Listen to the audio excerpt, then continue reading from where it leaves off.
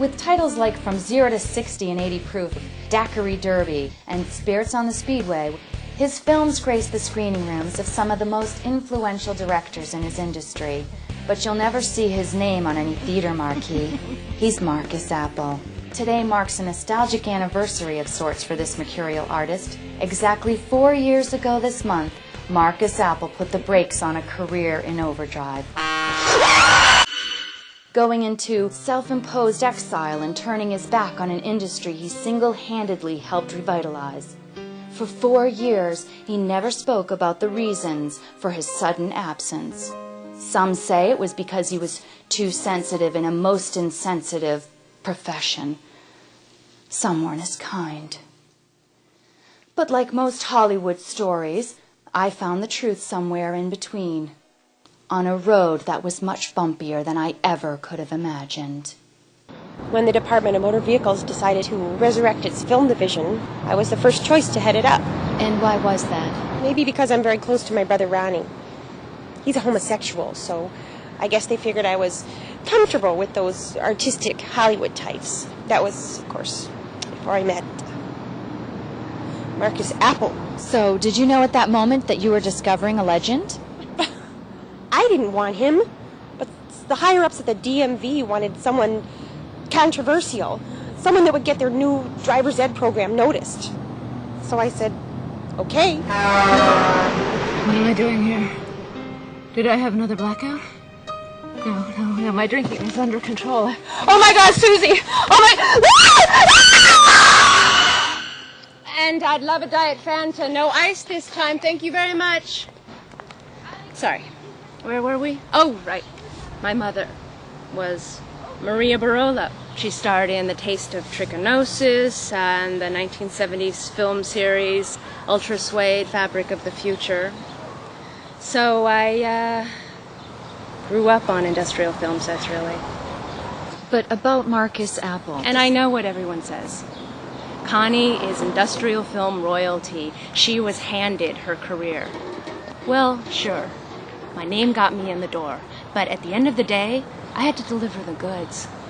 And I worked my ass off to get where I am today. And nobody talks about that. Where's that Diet Fanta? If we could get back to Marcus... Isn't that what we've been talking about? Anyway, Marcus and I finished Spirits on the Speedway.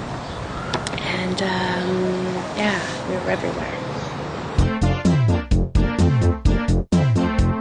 Let me say that the role of Annie in Spirits on the Speedway was such a gift, so thank you. But tell me, where did the film come from? It feels so personal. It wasn't so much personal. It was more about my taking a stand. It was about grabbing driver's ed by the balls and saying, wake up, man! This is the 21st century. It's up to us as artists to create the myths that are going to propel this industry into the new millennium. Definitely, and I really felt like I brought a certain humanity to the role of Annie that wasn't quite there in the script. What do you feel about that? On a more personal note, it's no secret that you and Marcus became involved after shooting Wrapped for Spirits. Things happen.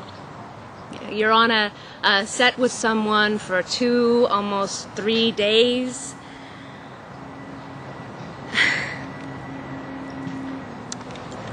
It was wonderful in the beginning. He was like this brilliant, wounded bird, you know? And then suddenly he just snapped. After Spirits of the Speedway, he became impossible. How did his last film come about then? His 3-film contract with us was up, so he started getting calls from almost everyone. Pharmaceuticals, human resources, training programs. The whole abdominal machine industry practically let him write his own ticket. They wanted to make one more film with us. So, I knew it was a bad idea, but does anyone listen to me? That last film would be his swan song, the never-completed Slow Death in the Fast Lane. With a budget nearly twice that of a traditional industrial film, everyone in the industry was waiting for their golden boy to fail. Okay, who wants a gin martini? Cut! And the pressure was getting to Marcus. Here's a suggestion, honey. Try learning your fucking lines! I mean, if you're not gonna hit any of the emotional notes, then at least get the fucking words right! The secret on-set footage was shot by a second-unit cameraman. This is the first time it's been shown in public. Who let this bitch on my set? Get her out of here! Get out of here! Now! This is my set! Do you all understand that none of you would be here if it wasn't for me? I am the sun, and you are all satellites basking in my fucking brilliance! Connie, let me ask you something.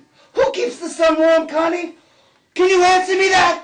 Can any of you fucking leeches tell me who keeps the fucking sun warm? I didn't think so. I didn't fucking think so. Security guards were sent down to the set, but by the time they got there, Marcus had already left, with every frame of footage he had shot. His theft ensured that if he didn't complete Slow Death in the Fast Lane, no one would. Would you like to see Marcus again? No. I've moved on from that point in my life. I've grown a lot spiritually, and I think it was last year that I got to the point where I forgave Marcus, and I feel good about that. And although I am still acting, I'm leaning towards my first love, which is singing.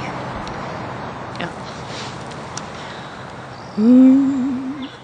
Welcome to Regal Cinema.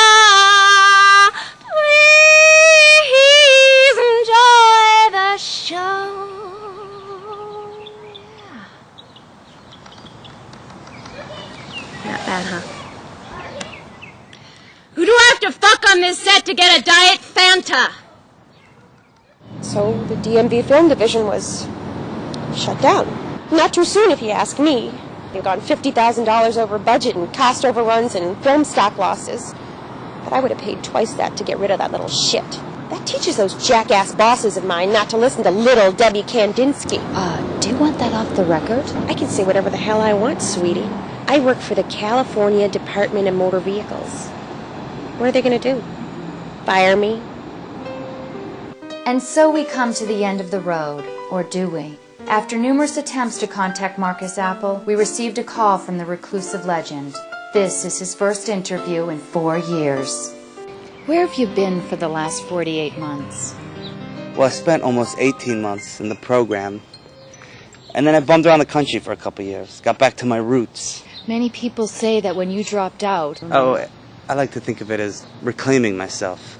Well, that when you reclaimed yourself, that the industrial world lost its heart and soul. What do you say to that? I say they're right. What's next for Marcus Apple? Well, I've got some interest in a couple small films with Bristol Myers Squibb. I'm also pretty close to signing a non-exclusive deal with Amgen. So I'm just going to take it slow. That's not taking it slow. What about Slow Death in a Fast Lane? Are you ever going to release any of it? That's still in litigation. But without sounding too full of myself, that's the best thing I ever shot. And it's also my most personal industrial film. After finally getting on the fast track to industrial film stardom, one of its brightest lights discovered, just in time, that it was a road filled with too many personal pitfalls. And rather than crashing and burning, he chose to exit following a road less taken. He remains a little shaken, a little stirred, but ultimately, he's taking his life and his art straight up.